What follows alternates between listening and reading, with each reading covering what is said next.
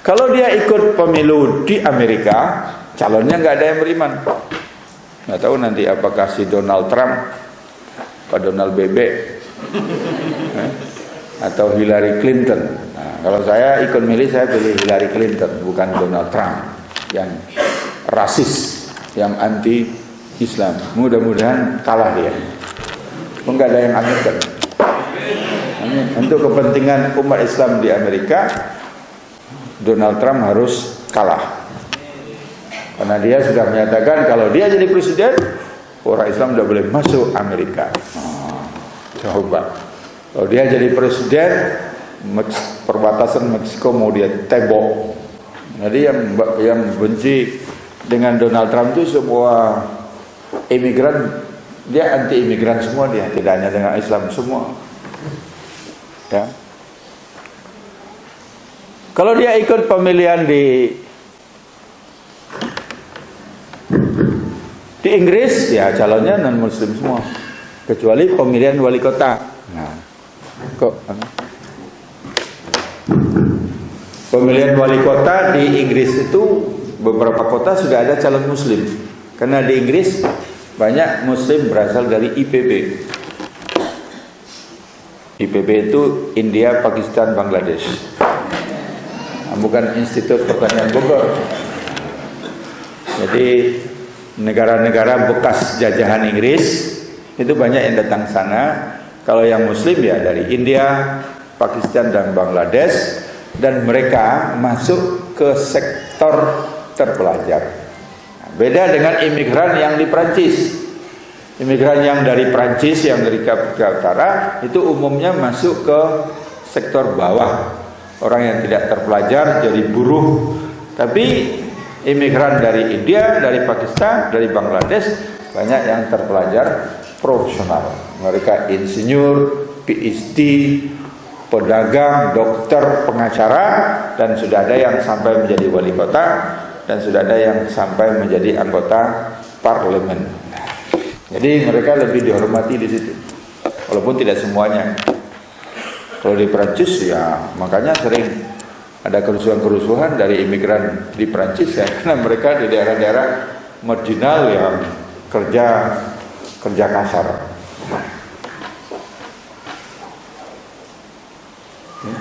Tapi kalau pemilihannya ada di Indonesia, nah pasti ada calon Muslim.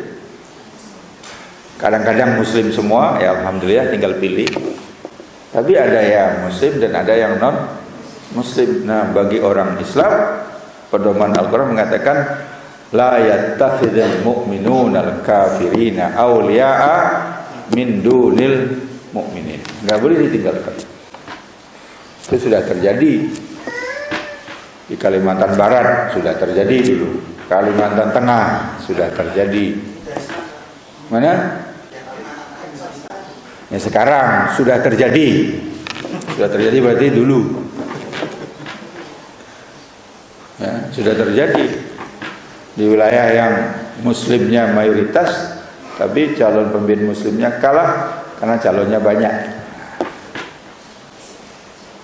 Pemilihan kepala desa aja juga bisa begitu.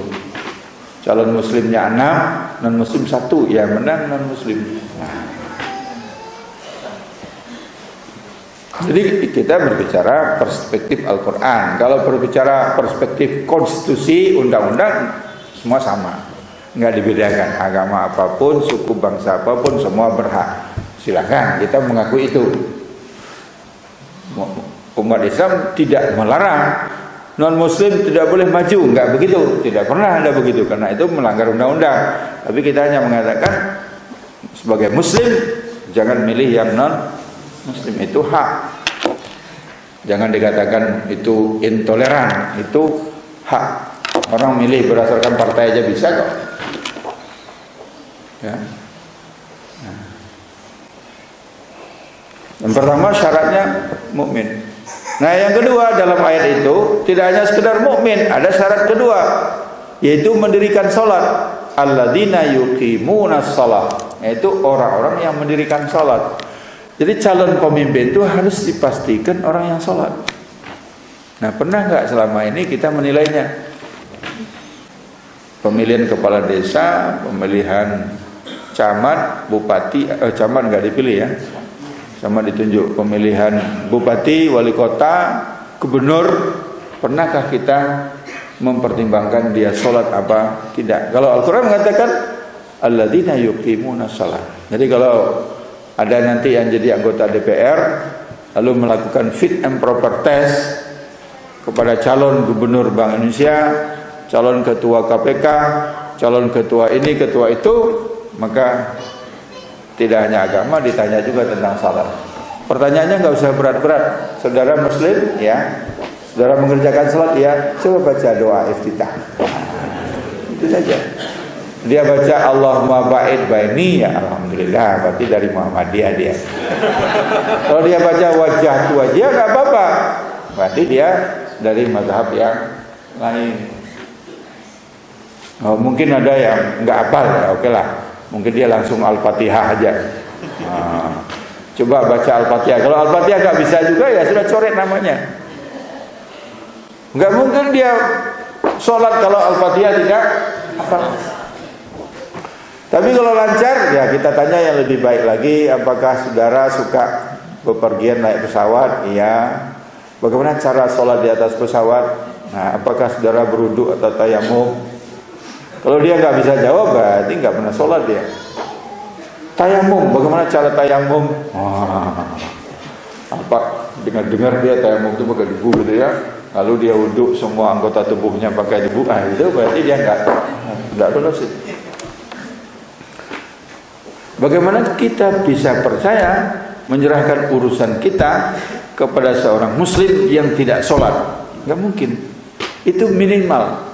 Syarat menjadi muslim sholat itu syarat minimalis sholat itu. Masuk cari menantu itu syarat minimal itu. Ibu-ibu kalau mau cari menantu diuji sholat apa enggak. Ujinya jangan salat zuhur atau salat asar, salat subuh, kepagian, salat isya lah. Suruh dia jadi imam. Ya. Kalau dia biasa sholat nggak masalah jadi imam. Dia baca Qul a'udzu birabbil falaq dan Qul a'udzu birabbin nas juga selesai. Nah, kalau sholat masih ada lanjutan berikutnya. Wa yu'tuna zakah, membayar zakat. Apa artinya membayar zakat? Ada 3 artinya. 1, bersih hati. 2, bersih harta. 3, pro rakyat kecil. Bersih hati karena zakat itu membersihkan hati. Orang yang membayar zakat dibersihkan hatinya dari penyakit hati yang berhubungan dengan harta. Apa penyakit hati yang berhubungan dengan harta? Tamak, loba, serakah. Ketamakan itulah yang mendorong dia untuk korupsi nanti. Yang kedua, bersih hartanya. Maka calon pemimpin harus dinilai hartanya, selama ini dia dapat harta dari mana. Nah, yang ketiga, pro rakyat kecil, karena zakat diberikan kepada asnaf yang 8. Nomor 1 fukara, nomor 2 masakin. Jadi carilah pemimpin yang pro rakyat kecil. Jangan cari pemimpin yang tajam ke bawah, tumpul ke atas. Kalau menggusur rakyat kecil di Kalijodo, kali mana lagi? Pasar ikan, luar Batang, wah hebat sekali. Tapi kalau sudah berhadapan dengan pengembang-pengembang besar, sudah tumpul. Jadi tajam ke bawah, tumpul ke atas. Kalau dengan rakyat-rakyat kecil, hebat sekali. Kalau perlu kerahkan TNI untuk menggusurnya. Yang kemarin diprotes oleh Ketua MPR. Jangan sekali-sekali bawa TNI untuk urusan ini. TNI itu untuk bela negara, bukan untuk menggusur-gusur rakyat kecil di pasar itu. Jadi kalau pemimpinnya pro pengembang, pro orang-orang kaya, pro konglomerat, ya dibuatlah aturan yang menguntungkan mereka. Nah, ini yang sekarang dipersoalkan tentang reklamasi. Reklamasi itu hanya menguntungkan 10 orang saja, 10 keluarga. Padahal nanti akibatnya itu, kalau kata Menteri Susi Puji Astuti, ya 22 juta warga DKI itu kalau ingin melihat laut itu harus nyewa apartemen dulu, harus sewa hotel dulu.